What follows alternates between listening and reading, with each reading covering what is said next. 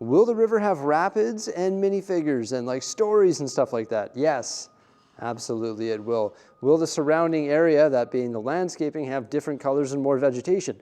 Yes, absolutely. That's going to be like the fifth and final stage where we add structures and all those types of details like minifigures, stories, everything like that. I always build in layers, and the next layer that I want to take care of is actually right over here in the train yard where we have the switch tracks that are not treated right now. In fact, one of them is missing.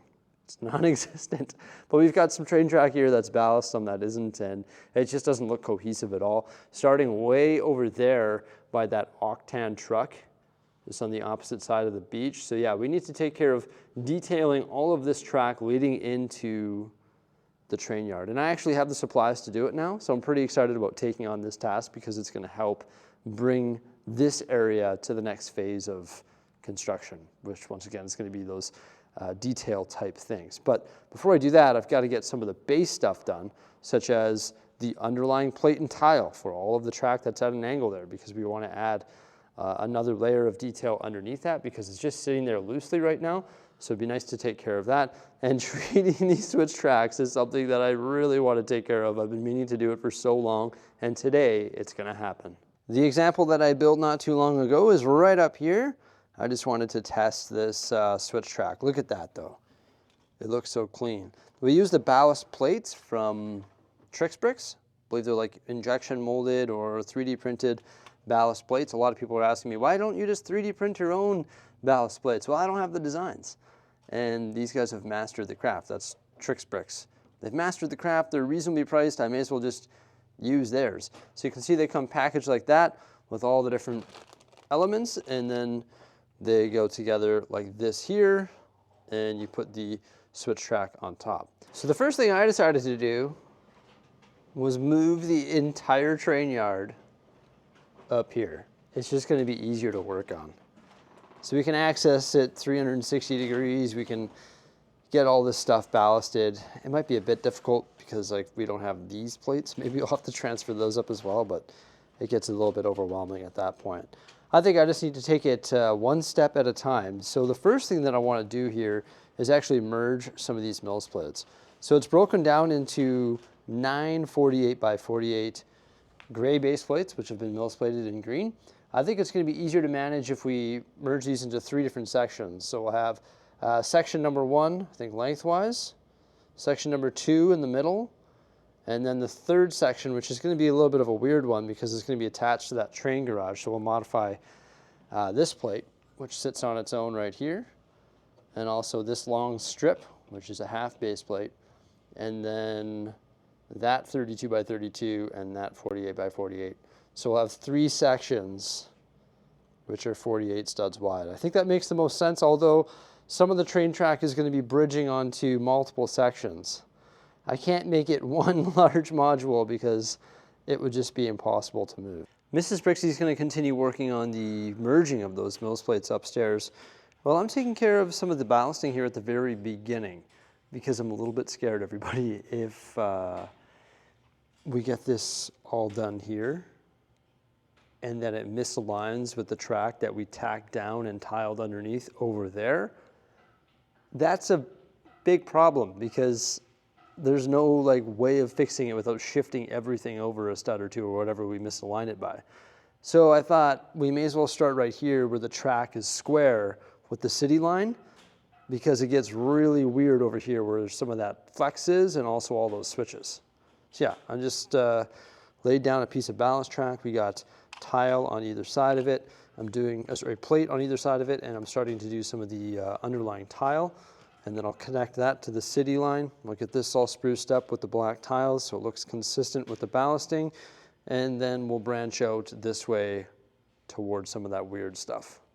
Due to that need for alignment, I decided to grab all the ballast switches along with the ballast plates that are currently tacked in place using red tiles. But we may as well get all these switches laid out and then make sure that those tracks align. We're probably going to start here because this is where that train garage is, and those actually go in straight, not at an angle, so that's going to be the easiest one to lock in place. And once that's locked in place, then all of this will sort of be locked in place and will be fixed. because the only piece of flex track in the actual train area, other than this one right here, is leading into that terrain garage. So that's probably going to be the best way to do it.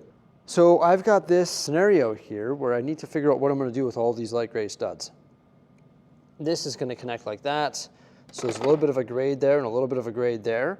But if I fill this in with like dark bluish gray plate, tile, and brick, we should be able to manage that grade and blend in the ballasting. Oh, that was a nice charm. Blend in all the ballasting and everything and just make it work. I've already extracted a bunch of pieces right here. And then I've got my part drawer there with some of the pieces that I'm using. And I just brought down the black tiles so that we can get these ties nicely spaced all throughout the switches. This is the old train engine shed. Awesome Bricklink Designer Program set, especially if you're trying to build a train yard. So that sits on one giant mills plate. 144 studs by 48 studs, massive. And Mrs. Bricksie finished merging the other ones as well. High five. Thank you for that. And once she was done that, we fixed up the ballast work on here. So now we have the ballast switch leading into the ballast straight and the curve. So that looks amazing. Really happy with that. One large piece, so it's a huge thing to move, but it slides in there quite nicely. And I connected this flex track. I'm not a huge fan of flex track here, but we wanted to have this straight in the corner. We thought that was the best position for it. And the only way that we could make all of this work was by using some flex track. We still have to treat underneath it. So I laid down some plate. We're going to tile off underneath it just to give it sort of a ballasty look. And you'll see that all the ties are done. Yeah. We had to scrounge for 1x1 tile. We were digging through our unsorted bins because we ran out of 1x1s, and I was like scavenging from all of the other busted down mills plated track we have. But thankfully we had like just enough to get this done. And I'm going to bring down those other modules there. I'm going to line up our track and start working on the underlying plate and tile underneath the switches. That's like a whole nother phase. Even though it looks good without it, it looks even better with it. Now, we did order parts for this area. I've talked about this numerous times. The fencing and stuff and all the details, dark green wedge plates, all sorts of vegetation and little mini builds. And some of the mini builds include these right here. They're like the stops for the trains. So unfortunately, we can't build more of those today, but we have the parts on the way. And eventually it'll be fully detailed, but not in this phase of construction. Here it is with all the train track and mills plates placed. Yeah, that looks pretty sweet. Hey, loving it. So I locked in the straight sections that are aligned with like the Lego grid with 1x plate. So those are all locked in now. They're not going anywhere. That's good. I still have to put the underlying tile in there, and then I have to do the underlying tile on the angled sections as well, just like I did over here.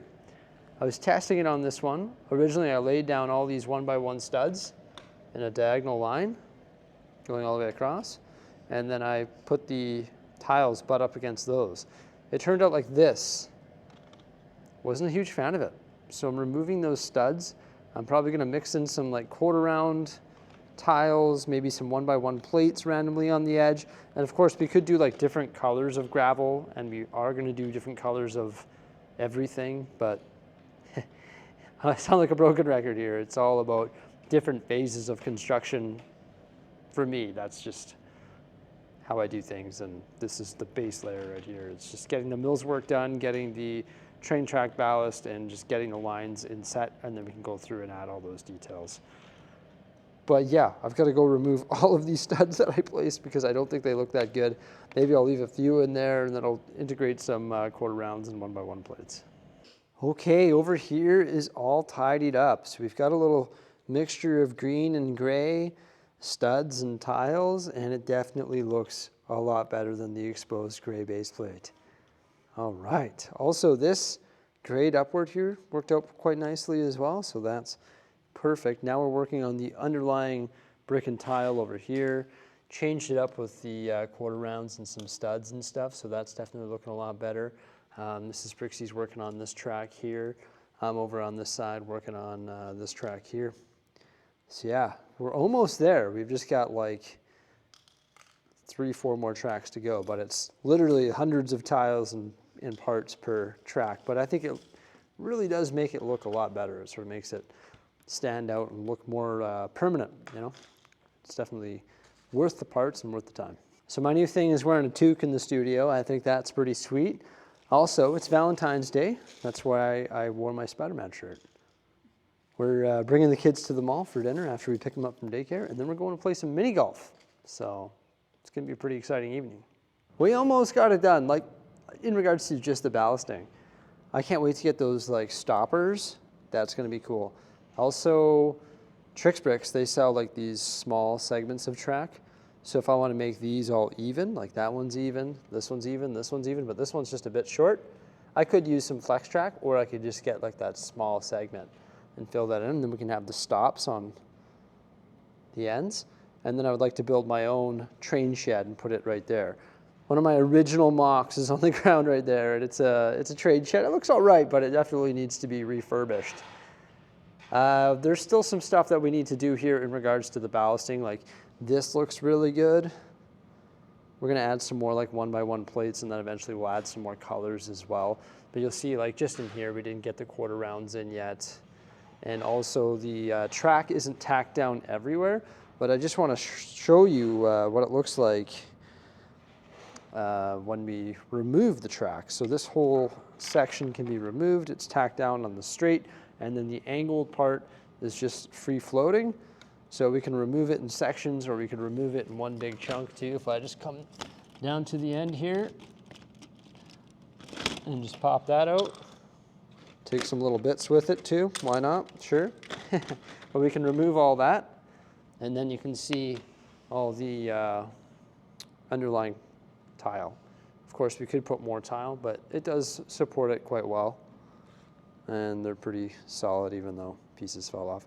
That's part of the reason why I like these injection molded ones, is because the pieces aren't gonna fall off. Like the ones from Bricks, which are the ballast plates, pieces aren't gonna fall off that. It's like one solid piece. Whereas if when I remove the curve elements, I mean, I did it pretty quickly there, but some elements might fall off. Or if we're lifting up this track here to put some tiles underneath it, maybe one of these will fall off, or like one of these little 1x2s, like that happened probably 500 times today to us. So it prolongs, it becomes a little bit frustrating when you're doing like a little bit of work here and there, and then Lego being Lego just keeps falling apart and falling apart and falling apart. I rarely recommend using like off-brand stuff, but it would just make it so much easier to ballast all the tracks using the Bricks like injection molded or 3D printed curve stuff. The straights is easy enough, but the curves and the switches, I definitely have no regrets using the switches, especially when your switches are at angles like that. I feel like it's a good play, or they're just like chilling on top of a smooth surface and there's no studs for it to tack down onto. Now I decided not to fill in these studs with like 1x1s. I think it looks a bit odd, but I could do that. Like I could put a 1x2 there and a 1x2 there. Maybe I'll do that when I get around to finishing all of the tile work underneath, because a lot of these are still just floating. But can't really tell when it's just chilling like that, because it is locked in by the 1x plate at the end. Pretty cool. I think it looks terrific. Well, let's put that back, because it looks better when that track is there, I think. There we go. Now, one flaw, I think, of this system that I currently have set up is the fact that there's a little bit of tension within the train tracks themselves. Like, they are stretched thin here. You'll see like a little bit of separation there in that flex track, and maybe a little bit of separation back here. But I think what's causing that is the separation between the mills plates, the fact that my surface isn't perfectly level, and you got to think that these train tracks in the Lego City all the way around are all connected. So there's going to be a little bit of separation when you're dealing with a city that is that large. One way that I could probably relieve that tension, and I'll probably do this, is simply by switching this single curve to 4 pieces of flex. If I switch that to flex, this could move a little bit maybe, and then it could maybe relieve some of the tension there. But it bothers you, like, or it bothers me when I'm putting it together, but it's not gonna bother me as much when, you know, this area is like fully decked out. We've got trains running and we've moved on from doing this particular project. Because there's always little things like that, just because once again, we're dealing with a wood surface and there's little gaps and stuff, but you've really gotta look closely to see it. But now I told you. Either way, I've got some before and after pictures. So here it is before. It's looking decent, but it could definitely use some work.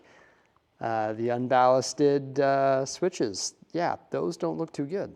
And here we have after. I definitely think that ballasting those switches and adding all of those underlying details and cleaning up the initial switch definitely cleaned up this area and makes it look a lot better. Now, as I've mentioned countless times, I can't stress it enough, everybody. This is not the final product. And yes, we do plan on adding more colors, more details, more minifigures, all that different type of fun stuff. We just got to take it one day at a time here on Valentine's Day. We're off to play some mini golf with the kids and maybe eat some delicious A&W hamburgers. Everybody, thank you so much for coming on by. I hope you enjoyed this update. I'm so excited about finally getting this done, and I look forward to the future of the harbor and also the train yard, sort of the industrial area here of the Lego City. Fantastic. All right, have a great one. Bye for now.